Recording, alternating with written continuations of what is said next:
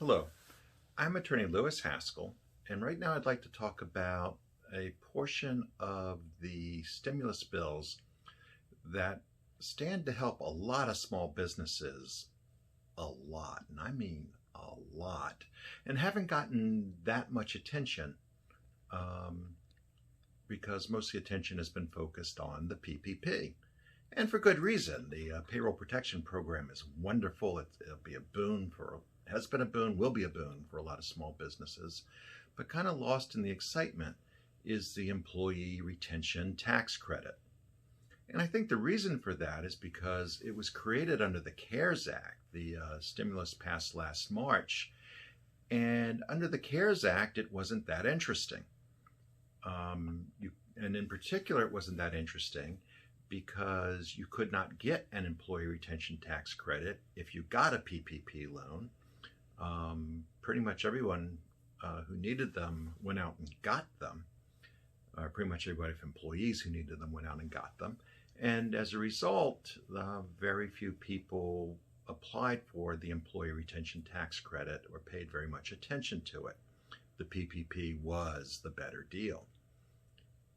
However, under the Comprehensive Appropriations Act, which was the last stimulus that just passed at the end of December, they took that provision away, meaning that you can get a PPP loan and take the employee tax credit. You just can't take the employee retention tax credit against wages paid by the PPP loan. Well, this is significant because here's the thing. The retention tax credit is available to businesses that were in lockdown, but more importantly, it's available to any business which in one quarter of 2020 had a revenue drop of 50% or greater. Now that sounds like a high bar, but I cannot begin to imagine that a single sit-down restaurant or bar or nail salon or hair salon doing business in Massachusetts did not have that 50% drop in income in the second quarter of 2020 because the governor shut them down in March, which is the first quarter, and did not even begin to allow reopenings until various points in June. In some cases, I think July. So even though they would qualify under the lockdown, they also qualify under that 50% rule. And here's the nice thing about that. Once you qualify for one quarter, you get it for the next. So in other words, if you qualify in the second quarter of 2020, that April through June period, you automatically get it for the third quarter, that July to September period.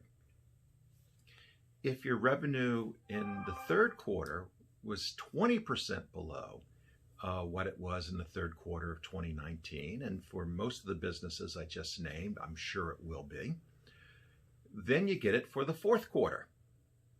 Now, when I say you get it, what do you get? What you get is 50% of what you pay your employees on wages up to $10,000 per employee. So that's a credit of up to $5,000 an employee for 2020. Now again, if you have a choice between that and PPP, where they're going to give you 2.5 months of wages, PPP is pretty much always going to be the better deal. But now you don't have to choose. And this is, I think, the best part of all, under the last stimulus bill in December, they extended the employee retention tax credit into 2021, the first and second quarters of 2021, and they made it not 50% of wages, but 70% of wages, and that $10,000 limit was made quarterly. So for an employee who's making more than $40,000 a year, whose credit was capped at $5,000 in 2020, can now be $7,000 in the first quarter of 2021 and an additional $7,000 in the second quarter. And then on top of that, everybody making less than $40,000, it's just 70% of their wages will be paid by the government through the Employee Retention Tax Credit.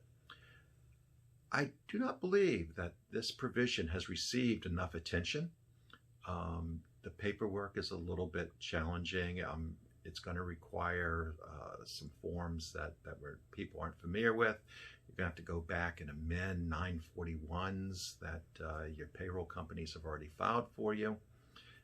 Things like that. Some of the bookkeeping issues are a little bit nasty. But these are all things that we can help you with. And frankly, it is worth looking into.